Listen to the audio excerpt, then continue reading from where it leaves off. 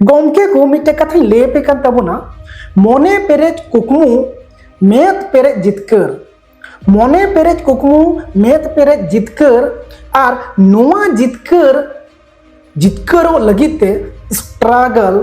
लड़हई दड़ धाप जितकर आसाते और जितकर नेल नामेआ उन अक्तो रगी जदि नोंका हड़मो रिया जहांटा जगह रे नोंका बड़ीजोआ और ओना जितकर सेन सुर कते तियो ठीक कते बाम तियो दाड़िया ताहले कान तिना बड़ी और तिना दुख और तिना कष्ट बुझा ठीक ओंका के नुई अबु साधु मारांडी हो आया फुटबॉल गति रिया जीवन रे आज मिटन सक्सेस नेल नाम लेदा ओ आया मिटन जितकर नेल नाम लेदा जे बांग फुटबॉल खिलोड़ कते दिसम रन हर ठेन इन मिटन चेहरा तैयार रखा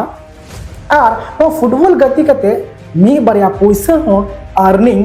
और नामोगो कना टाका पैसा कमाई हो हुयुक कना मेनखान आजकाते आया फील्ड रे जहां ट्रेनिंग कान थानो आया स्टेप को चेते कान थानो आज परुखिया बेना कान थानो फुटबॉल बाया रे तैयार कान थानो उन अक्ते गी ओका लेका चंग थिय के लेला बाड़ मी केजी गान वा फुटबॉल खय के और आया गुंठी लता चेतान रे ओकाठे चंग नसे फ्रैक्चर ना रुपुन इना से पटो इना से नोंका तिही उनी सानाम फुटबॉल लावर ठेन खन से फुटबॉल प्लेयर ठेन खन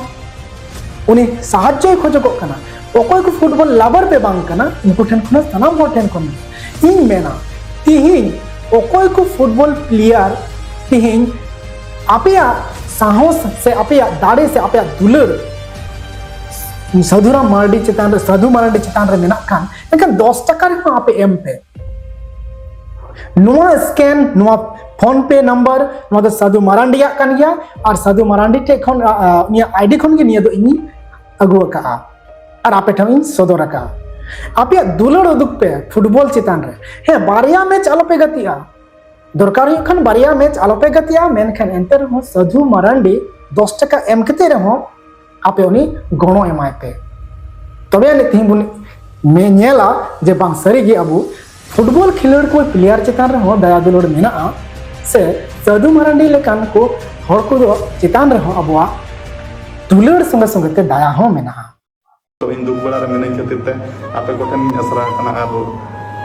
आशा मेना जे आपे हो गलो सपोर्ट पे एमanya एम चलेnya पे मेनते आदो ओना गलो सपोर्ट गे तबन खोजो खना तबन आर जुदी गे आपे को गलो सपोर्ट जुदी पे एम चलेnya खान दो इnya गूगल पे फोन पे नंबर एम का कना आर बार कोड होना एम का कना ओना रे ना आपे को गलो सपोर्ट पे एम चलेnya खान रि नपाय हो तबन आर इन लोगन धरा ट्रीटमेंट बेस करते इन